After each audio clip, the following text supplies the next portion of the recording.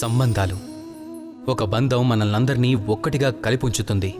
కానీ కొంతమంది వ్యక్తులు ఎలా ఉంటారు అంటే ఈ సంబంధాలు అనే విషయంలో పరిణితులని కలిగి ఉంటారు. సంబంధం అంటే ఇలాగే ఉండాలి లేక అలాగే ఉండాలి అని. ఈ సంబంధం కోసం నేను ఇన్ని పనులు చేశాను అని గొప్పలు చెప్పుకుంటూ ఉంటారు. బదులుగా వారి మీద ఆశలు కూడా పెట్టుకుంటారు. కానీ నిజం ఏమిటంటే ప్రతి సంబంధం ఒకేలాగా ఉండదు. కానీ ప్రతి సంబంధానికి దానికంటే ఒక విశేషమైన కారణం ఉంటుంది. ఎలా అంటే కళ్ళు అలాగే ముక్కు యొక్క సంబంధాన్ని చూడండి. కళ్లకు దగ్గరగా ఉండేది ఏంటి? ముక్కు. కానీ ఈ కళ్లతో ఈ ముక్కుని కనీసం చూడలేము కూడా. అంటే దాని అర్థం ఈ సంబంధానికి ఎలాంటి విలువ లేదనా? అలా కాని కాదు.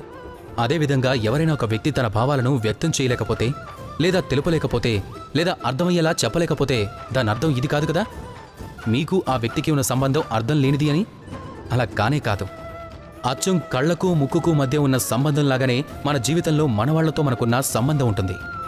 ఎవరైనా మీతో సరిగ్గా వ్యవహరించకపోతే, ఎవరైనా మీ దగ్గర లేకపోతే లేదా ఎవరైనా ఎప్పుడైనా మీకు అర్థం కాకపోతే వాళ్లతో మీకున్న సంబంధం తెంచుకోవాలని దాని అర్థం కాదు.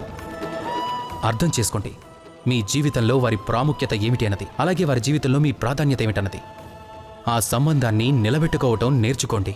వాళ్లతో కలిసి నడవండి. అప్పుడు ఈ మనసు సంతోషంగా చెప్తుంది, రాధాకృష్ణ.